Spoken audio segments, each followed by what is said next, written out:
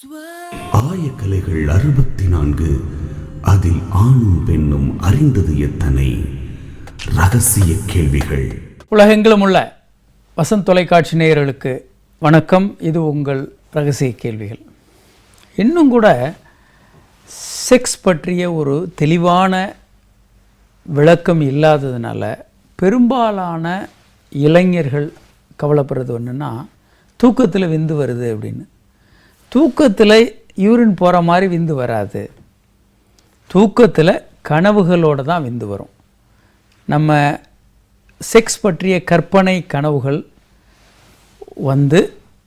அதனுடைய முடிவில் விந்து வெளியாகிற மாதிரி இருக்கும். இந்த படம் பார்த்திங்கன்னா ட்ரீம்ஸ் அண்ட் செக்ஸ். தூக்கம் நல்ல ஆழ்ந்த தூக்கத்தில் கனவுகளாக பெண்களுக்கும் இது நடக்கும். பெண்களும் உச்சகட்டம் அடையலாம். தூக்கத்தில் பெண்களும் உச்சகட்டம் அடையலாம், ஆண்களும் அந்த மாதிரி.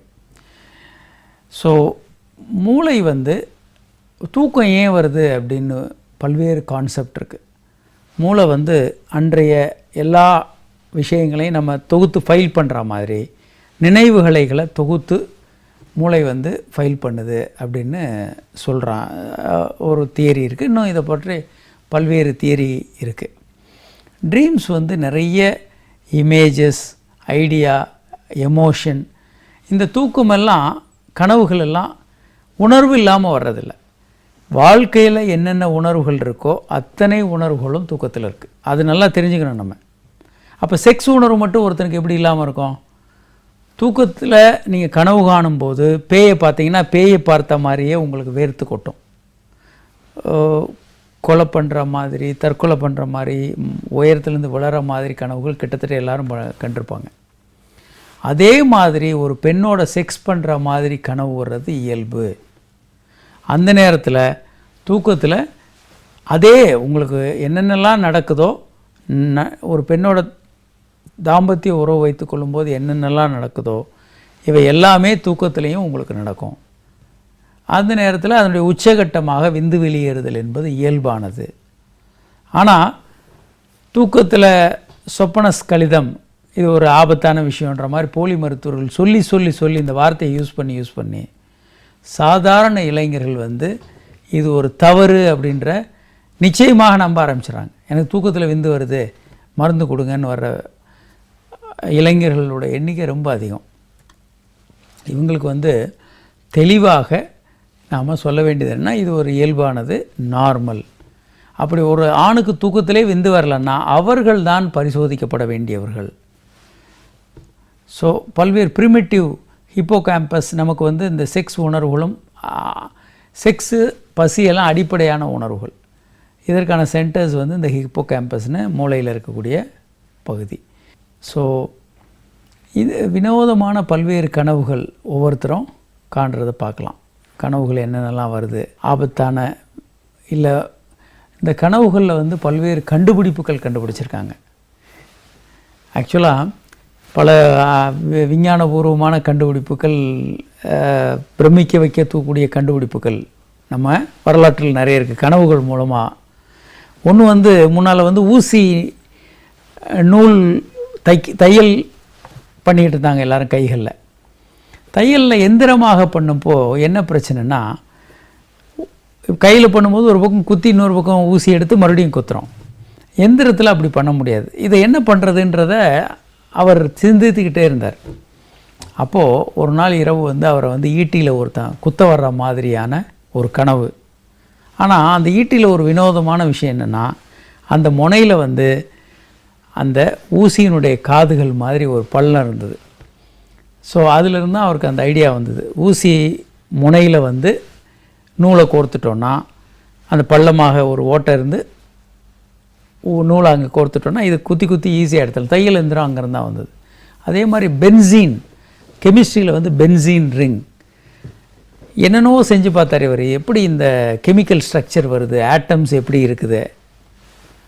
அப்போது இவர் கனவில் ஒரு பாம்பு தன்னைத்தானே தன்னுடைய வாழையே விழுங்கிக்கிட்டு இருக்க மாதிரி ஒரு வட்டமான பாம்பை கனவில் உடனே பென்சீன் ரிங்கை தான் முதல்ல அந்த விஞ்ஞானி கண்டுபிடிச்சார். இதுபோல் பல்வேறு விஞ்ஞான கண்டுபிடிப்புகளுக்கு தூக்கம் ஒரு முக்கியமான விஷயமா இருந்திருக்கு. இதை பற்றியே சிந்திச்சிட்டு இருக்கும்போது உங்களுக்கு தூக்கத்தில் அதுக்கு விடை கிடைக்கலாம்.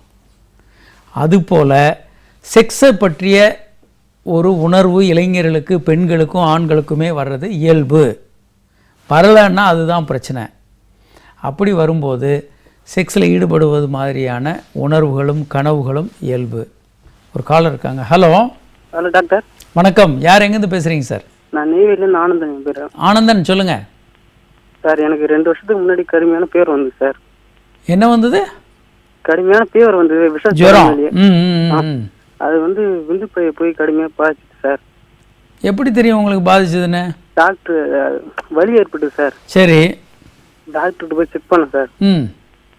அது வந்து இந்த விந்து பை வந்து நான் வலி அதிகமாக ஏற்பட்டுது சார். அது அதில் இருக்கிற நரம்புகள்லாம் ஒரு மாதிரியா வலிக்க ஆரம்பிச்சு சார். அது வந்து டாக்டர் போய் கேட்டதுக்கு உங்களுக்கு ஜுரம் தாக்கி தான் உங்களுக்கு இதே மாதிரி ஆச்சு அப்படின்னு சொன்னாங்க சார்.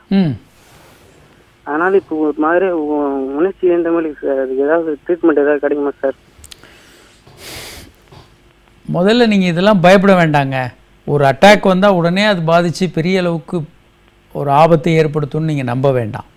சரிங்க சார். ஒன்று வந்து நீங்கள் உங்கள் வேலைகளை பாருங்கள் அமைதியாக. இப்போ அன்றைக்கு வந்த ஒரு ஜுரத்துக்கு இன்றைக்கி ட்ரீட்மெண்ட் கொடுக்க முடியாது சார். இன்னும் மட்டும் இன்னைக்கு அந்த விந்து பை வலிக்குது சார். ஒரு டைம் வேற. அப்போ வலிச்சது வந்து அதனால இல்லை, ஜுரத்தினால இல்லை. இது வந்து விந்து பை சில பேருக்கு வலி இருக்கலாம், அதுக்கு வேறு காரணங்கள் இருக்கலாம். கொஞ்சம் வீக்காக இருக்கலாம், இல்லை வேறு பிரச்சனைகள் இருக்கலாம். ஏன்னா நரம்புகள் வலிக்குது சார். நீங்கள் ஒரு மருத்துவத்தை காட்டுங்க, அவங்க செக் பண்ணிவிட்டு கண்டிப்பாக சரி பண்ண முடியும். ஒன்றும் கவலைப்படாதீங்க. சரி, ஓகே சார். முற்றிலுமாக இதை சரி செய்ய முடியும். விரையில் நீர் கொடுத்துருக்கலாம், இல்லை வேறு ஏதாவது வேரிகோசீல்னு இரத்த குழாய்கள் சுருண்டிருக்கலாம். நிறைய இதில் பிரச்சனைகள் இருக்குது. டாக்டர்கள் வந்து என்னன்னு கண்டுபிடிச்சி சரி பண்ணிவிடுவாங்க. ஸ்கேனெல்லாம் எடுத்தால் துல்லியமாக தெரிஞ்சிடும் விந்து பையில் என்ன பிரச்சனை இருக்குன்றது. டாக்டர்கள் துல்லியமாக கண்டுபிடிச்சிடுவாங்க. ஸோ கவலைப்படாதீங்க, நீங்கள் டாக்டரை பாருங்கள்.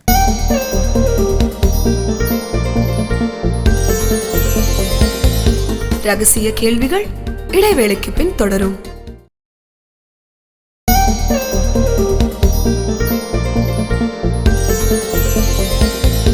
ரகசிய கேள்விகள் தொடர்கிறது. காலர் இருக்காங்க. ஹலோ. ஹலோ சார், நான் அர்ச்சனா பேசுறேன் டெல்லியில இருந்து. சொல்லுங்க அர்ச்சனா. சார், நாங்க வந்து டெஸ்ட் பேபி பண்ணோம் சார். இப்போ 7வது மாசம் நடந்துட்டு இருக்கு. கர்ப்பமா இருக்கீங்க? ஆமா. ஒரு குழந்தைக்கு வந்து வெயிட் ரொம்ப கம்மி, ஒரு குழந்தைக்கு வந்து வெயிட் நார்மலா இருக்கு.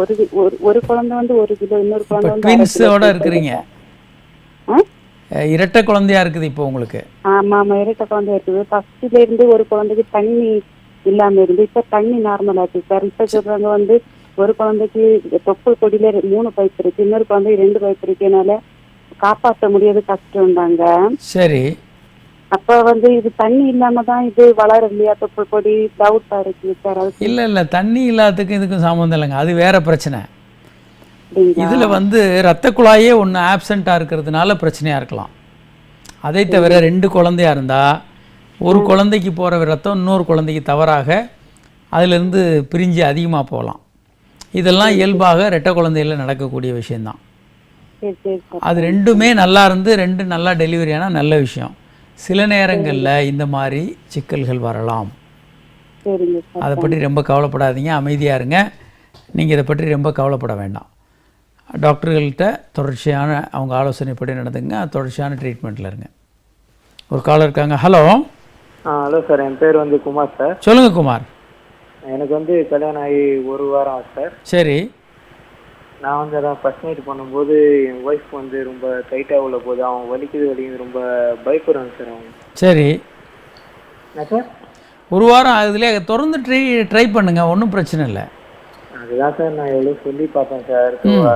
நானே சொன்னேன், இல்லை போ சரியாக போயிடும், அதெல்லாம் ஒன்றும் இல்லை அப்படின்னு சொன்னால், இல்லை ரொம்ப வலிக்குது வேணாம் அப்படின்னு அவாய்ட் பண்ணுறாங்க சார் அவங்க. சரி, கொஞ்சம் கேப் விட்டு பாருங்கள். சில நேரங்களில் மனதளவில் பயம் இருக்கும், இல்லை உண்மையிலேயே பெண்ணுறுப்பு ரொம்ப டைட்டாக இருந்து வலி இருக்கலாம். கொஞ்ச நாள் ஸ்லோவாக நீங்கள் டைம் கொடுத்து பாருங்கள், ஜெல் யூஸ் பண்ணி பாருங்கள்.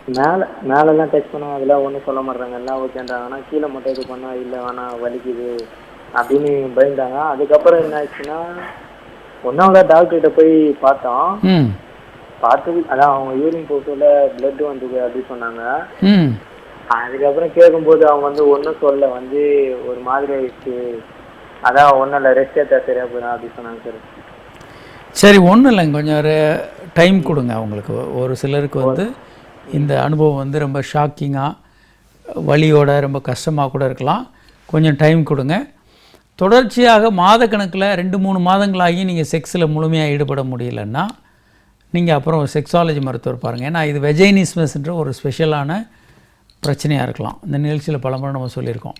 அந்த மாதிரி இருந்ததுன்னா நீங்கள் செக்ஸாலஜி மருத்துவர் பாருங்கள். இதில் சில எளிமையான சிகிச்சை முறைகளில் உங்களை சரி பண்ணி கொடுத்துருவாங்க. அதனால் ஒரு 2-3 மாதங்கள் நீங்களே ட்ரை பண்ணி பாருங்கள். ஒரு கட்டத்தில் இது சரியாக வரலை, நம்மளால் சக்ஸஸ்ஃபுல்லாக செக்ஸ் பண்ண முடியலைன்னு நீங்கள் நினச்சிங்கன்னா செக்ஸாலஜி மருத்துவரை பாருங்கள். ஒரு காலர் இருக்காங்க. Hello sir. வணக்கம், சொல்லுங்கள் சார். ஆண் உறுப்பு கொஞ்சம் ரொம்ப சின்னதாக இருக்குங்க சார். சரி, அது ட்ரீட்மெண்ட் எப்படி எடுக்கிறேங்க சார்? ஒரு இன்ச்சு தான் இருக்குது சார். சரிங்க. இது பெரும்பாலான ஆண்கள் வந்து ஆண் உறுப்பு சின்னதாக இருக்குன்னு தான் நினைக்கிறாங்க. 1 இன்ச்சுன்றது நார்மல் தாங்க. 1.5 சென்டிமீட்டருக்கு மேலே ஆண் உறுப்பு இருந்தாலே அது நார்மல் தான். அதனால் ஒன்றும் கவலைப்படாதீங்க. பட் இருந்தாலும் எனக்கு ஆண் உறுப்பு பெரிதாக வேணும்னு நினச்சிங்கன்னா அதற்கான பல்வேறு சிகிச்சை முறைகள் இருக்குது. முதல்ல ஹார்மோன்ஸ் எல்லாம் எப்படி இருக்குதுன்னு பார்ப்பாங்க. புரோலாக்டின்ற ஹார்மோன் அதிகமாக இருக்குது, இல்லை டெஸ்டோஸ்டிரான் குறைவாக இருக்குன்னா அதெல்லாம் சரி பண்ண முடியும். அதை தவிர வேறு மருந்து மாத்திரைகள் கொடுக்கலாம். வேக்யூம் சக்ஷன் இருக்குது, ஷாக் வேவ் தெரப்பி இருக்குது, அறுவை சிகிச்சைகள் இருக்குது, நிறைய ட்ரீட்மெண்ட் இருக்குது. ஸோ நீங்களும் மருத்துவரும் கலந்து ஆலோசித்து என்ன நீங்கள் விரும்புகிறீங்கன்றதை மருத்துவர்கிட்ட தெரிவிச்சிங்கன்னா அதற்கான சிகிச்சைகள் எடுத்துக்கலாம். நீங்கள் ஒன்றும் கவலைப்பட வேண்டாம்.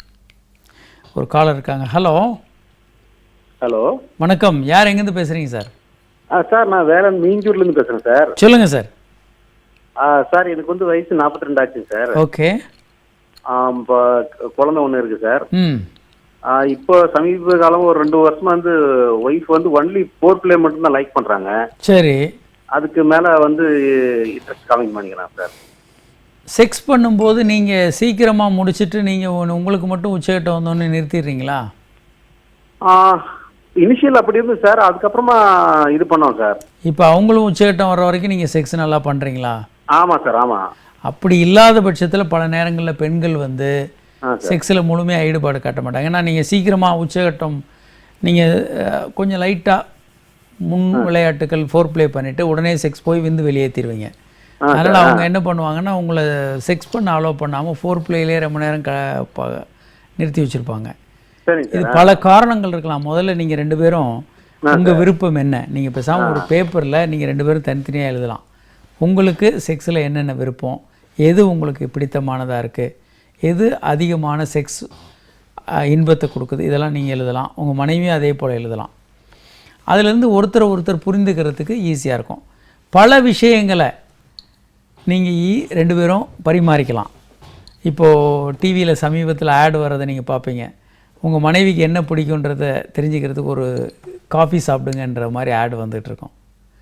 அதையாவது ஓரளவுக்கு தெரிஞ்சுக்கலாம். ஆனால் செக்ஸில் நம்ம நாட்டை பொறுத்த வரைக்கும் ஒரே மொழி மௌன மொழி தான்.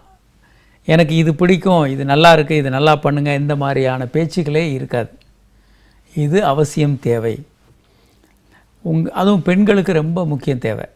நீங்கள் மார்பகங்களை தூண்டுறீங்க, இன்னும் கொஞ்சம் நல்லா பண்ணுங்கள், வேகமாக பண்ணுங்கள், இன்னும் கொஞ்சம் ஸ்லோவாக பண்ணுங்கள், ஜென்டிலாக பண்ணுங்கள், சாஃப்டாக பண்ணுங்கள், இன்னும் ஹார்டாக பண்ணுங்கள். இந்த மாதிரி ஒரு பெண்ணிடமிருந்து அவங்க என்ன விரும்புகிறாங்கன்னு தேவை வரும். அவங்களுக்கு நல்லா போயிட்டுருக்கோம், நீங்கள் ஸ்லோ பண்ணுவீங்க. ஏன்னா உங்களுக்கு அந்த விஷயங்கள் தெரியாது. அப்போ அவங்க தான் சொல்லணும், இன்னும் கொஞ்சம் ஃபாஸ்ட்டாக பண்ணுங்கள், இன்னும் கொஞ்சம் ஹார்டாக பண்ணுங்கள், இன்னும் கொஞ்சம் ஜென்டிலாக பண்ணுங்கன்ற வார்த்தைகளை அவங்க சொல்லணும். அதே மாதிரி கிளைட்டோரஸ் தூண்டுறது, செக்ஸில் ஈடுபடும் போது எல்லா விஷயங்களையும் அவங்க ஃபீட்பேக் சொல்லணும். ஆனால் நம்மளை பொறுத்த வரைக்கும், நம்ம நாட்டை பொறுத்த வரைக்கும், செக்ஸை பொறுத்த வரைக்கும் மௌனம் தான். எந்த விதமான ஒரு சரியான பேச்சுவார்த்தை இருக்காது. பல நேரங்களில் தவறான பேச்சுவார்த்தை இருக்கும். சில நேரங்களில் பெண்கள் வந்து எனக்கு இன்னும் கொஞ்சம் நல்லா வேணும், இப்படி பண்ணுங்கள் அப்படி பண்ணுங்கன்னு சொன்னால் அசிங்கம்னு நினச்சிக்கிட்டு உனக்கு ஒன்றுமே சரியாக வரலை அப்படின்ற மாதிரி பிளண்ட்டாக ஆண்களை திட்டலாம். அது மிகப்பெரிய ஒரு அடியாக ஒரு ஆணுக்கு வரும். அதே மாதிரி ஒரு ஆணும் வந்து உன்னை பார்த்தாலே எனக்கு செக்ஸ் உணர்வு இல்லைன்ற மாதிரியான தவறான ஒரு விஷயங்களை பேசிடலாம். அது பெண்ணை பொறுத்த வரைக்கும் மிகப்பெரிய ஒரு மன காயத்தை உண்டு பண்ணிடும். அதனால் செக்ஸில் சரியாக சொல்லுவது என்பது, சரியான கம்யூனிகேஷன் ரொம்ப ரொம்ப ரொம்ப முக்கியம்.